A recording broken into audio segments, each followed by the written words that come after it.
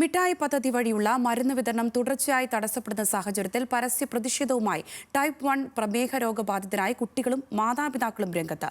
രോഗബാധിതരായ കുട്ടികൾക്കും കൗമാരക്കാർക്കും സമഗ്ര ആരോഗ്യ പരിരക്ഷ ഉറപ്പുവരുത്താൻ സംസ്ഥാന സർക്കാർ ആവിഷ്കരിച്ച് നടപ്പിലാക്കിയ പദ്ധതിയാണ് മിഠായി.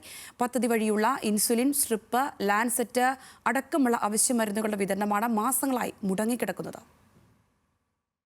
मेरे जैसे इस केरला में बहुत सारे बच्चे हैं जो टाइप 1 डायबिटिक है। हमें इस केरला में बहुत टाइम से इंसुलिन नहीं मिल रहा है। हमारे शुगर भी नहीं कंट्रोल हो रहा है. കോഴിക്കോട് വെസ്റ്റ് ഹിൽ അത്താണിക്കൽ സ്വദേശിനിയും 5ാം ക്ലാസ്സുകാരിയുമായ ഭദ്ര പ്രധാനമന്ത്രി നരേന്ദ്രമോദിയോടായി നടത്തുന്ന അഭ്യർത്ഥനയാണിത്. ജന്മന ടൈപ്പ് 1 പ്രമേഹ രോഗബാധിതയായ തനിക്കും തന്നെ പോലെ ദുരിതമനുഭവിക്കുന്ന ആയിരക്കണക്കിന് കുഞ്ഞുങ്ങൾക്കും വേണ്ടിയാണ് ഈ അഭ്യർത്ഥന. हमें दिन भर 5 से 7 बार इंसुलिन इंजेक्शन लगाना पड़ता है और 7 से 10 बार शुगर उंगलियों में सुई लगा के चेक भी करना पड़ता है. हमारी एक विनती है कि इस केरला में CGM continuous glucose monitoring system हमें दिला दो तो हमें बहुत ही खुशी होगी. हमें सुई उंगलियों में लगाने की आवश्यकता नहीं पड़ती है और हमारे शुगर भी कंट्रोल होगी. मैं उम्मीद करता हूँ कि आप ये सब मुझे और मेरे दोस्तों के लिए करेंगे. 2 മാസത്തിലധികമായി മിഠായി പദ്ധതി വഴിയുള്ള മരുന്ന് വിതരണം അവതാളത്തിലാണ്. മരുന്നുകൾ പുറത്തുനിന്നും വാങ്ങാൻ സാമ്പത്തിക ഭദ്രതയില്ലാത്ത കുടുംബങ്ങളിലെ കുട്ടികൾ ഗുരുതര ആരോഗ്യ പ്രശ്നങ്ങളിലൂടെയാണ് കടന്നു പോകുന്നത്. മരുന്ന് കിട്ടുന്നില്ല, മിഠായി ക്ലിനിക്കിൽ നിന്നും മരുന്ന് കിട്ടുന്നില്ല. ഇപ്പോൾ 2 മാസമായിട്ട് തീരെ കിട്ടുന്നില്ല. രണ്ടാമത്തെ കാര്യം, കിട്ടുന്ന മരുന്നുകൾ തന്നെ പല ടൈപ്പ് മരുന്നുകളാണ്. ഒരു അവയിൽ പരുവത്തിലാണ് ഇപ്പോൾ മരുന്ന് കിട്ടിക്കൊണ്ടിരിക്കുന്നത് കുട്ടികൾക്ക്. നമ്മൾ ഒരാൾക്ക് മാത്രമല്ല, ഇത്രയും കുട്ടികൾ ഇവിടെ ഉണ്ട്. ഒരുപാട് കുട്ടികളൊക്കെ ഷുഗർ ബാധിച്ച കുട്ടികളാണ്. ഇവർക്ക് CGM വെക്കുക, മരുന്ന് നേടുക എന്നുള്ള ഒരൊറ്റ ഉദ്ദേശം മാത്രമേ ഉള്ളൂ ഈ സൂചനാ സമരത്തിലൂടെ നമ്മൾ ഉദ്ദേശിക്കുന്നത്.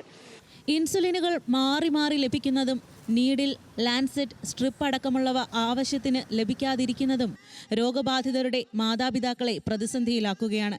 ദാരിദ്ര്യരേഖയ്ക്ക് താഴെയുള്ള കുടുംബങ്ങളിലെ രോഗബാധിതരായ കുട്ടികളെയാണ് മിഠായി പദ്ധതിയിൽ ഉൾപ്പെടുത്തുന്നത്. ഇൻസുലിൻ അടക്കമുള്ളവ പുറത്തുനിന്നും വാങ്ങേണ്ടി വരുമ്പോൾ പ്രതിമാസം 10,000 മുതൽ 15,000 രൂപ വരെ ചികിത്സാ ആവശ്യത്തിനായി മാത്രം ഈ കുടുംബങ്ങൾ മാറ്റിവെക്കേണ്ടി വരുന്നു. ഇപ്പോൾ 2 മാസത്തോളമായി മരുന്ന് തന്നിട്ട് നമ്മളെ മക്കളെന്ന് വെച്ച് കഴിഞ്ഞാൽ ഇപ്പോൾ ഇൻസുലിൻ അടിക്കാത്ത ദിവസമുണ്ട്. ഇൻസുലിൻ ഇല്ലേറ്റ് ഞങ്ങൾക്ക് ഭീമമായ ഒരു പൈസയാണ് ഇതിനുള്ളത് മരുന്നിന്. ഞങ്ങൾക്ക് പുറത്തുനിന്ന് ഞങ്ങൾക്ക് വാങ്ങാനാവില്ല.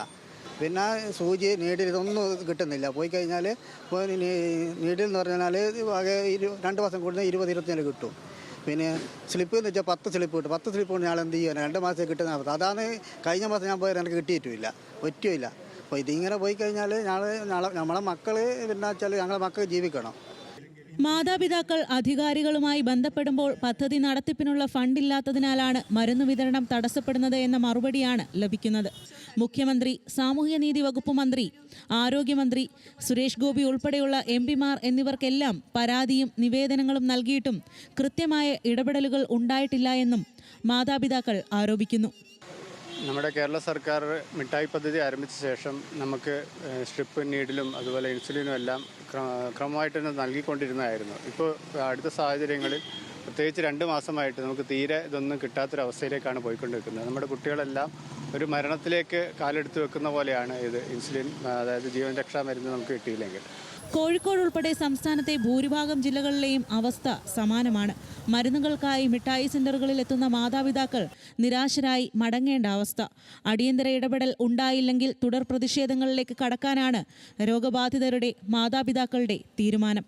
ന്യൂസ് മലയാളം, കോഴിക്കോട്.